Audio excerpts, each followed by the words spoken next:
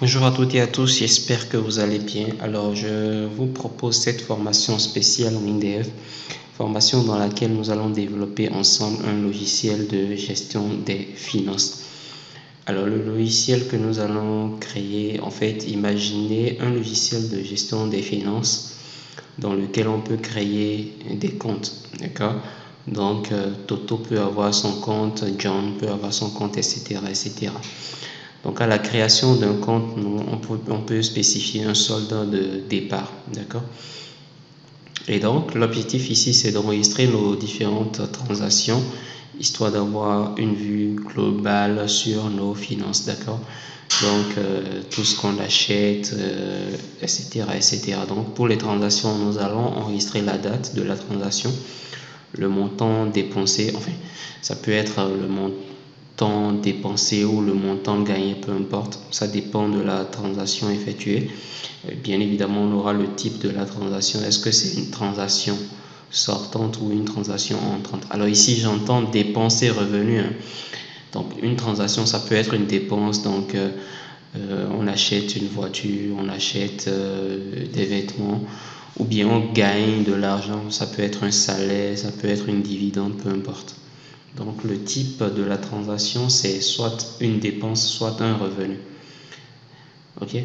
Ensuite, on a la catégorie. Alors une transaction, ça peut être la catégorie est liée en fait au type de la transaction. Si c'est un revenu, d'accord. Alors la catégorie, ça peut être un salaire, ça peut être une dividende. En fait, c'est quelque chose que vous gagnez. Si le type de la transaction c'est une dépense, alors la catégorie ça peut être divertissement, d'accord, alimentation, santé, peu importe. Alors après nous allons mettre en place un système de budget. Alors le budget va nous permettre de définir une période, d'accord, donc date début, date fin, de prévoir un montant, ok, pour une certaine catégorie de dépenses, voilà. Donc, par exemple, on peut dire, ok, un budget de 1000 euros pour l'alimentation et le divertissement pour la période allant du 1er janvier au 31 janvier, par exemple. Donc, c'est juste un exemple. Et donc, on aura une jauge qui va évoluer au fur et à mesure qu'on fera des dépenses liées aux catégories sélectionnées. Ok. Et donc, peut-être que lorsqu'on va dépenser tout le montant prévu, on aura peut-être une alerte, quelque chose comme ça. Nous allons également mettre en place un système d'objectifs. Alors les objectifs c'est quoi? Supposons qu'on se dise ok, d'ici la fin de l'année on voudrait épargner 1000 euros par exemple. Donc la date limite c'est le 31 décembre puisqu'on a dit fin d'année. Et le nom on va dire objectif 1000 euros et le montant du coup c'est 1000 euros.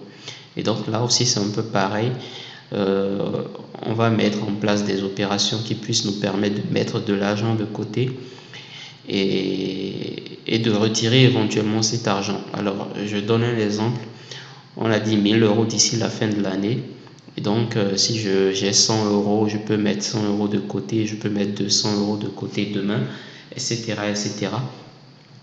Mais il peut également arriver que suite à un problème, je veuille sortir de l'argent encore de ce que je mettais de côté. Donc on va mettre en place ces deux opérations. On crée un objectif. Et qu'est-ce qu'on peut faire avec un objectif? On peut mettre de l'argent dans cet objectif ou retirer de l'argent de cet objectif-là. Donc voilà un peu ce qu'on va essayer de mettre en place. Et pour nos catégories, vous voyez les catégories qui interviennent ici et au niveau de la transaction, nous allons avoir le nom de la catégorie, le type de la catégorie. Alors le type ici fait référence au type de la transaction. Donc ça peut être une catégorie liée aux dépenses ou une catégorie liée aux revenus. Donc voilà un peu de façon brève ce qu'on va essayer de mettre en place. Donc au fur et à mesure qu'on va évoluer dans le projet, on peut implémenter d'autres fonctionnalités. Pour info, nous allons faire de la programmation orientée objet et ça va faciliter beaucoup les choses. Donc, on se retrouve dans la vidéo suivante pour créer notre projet.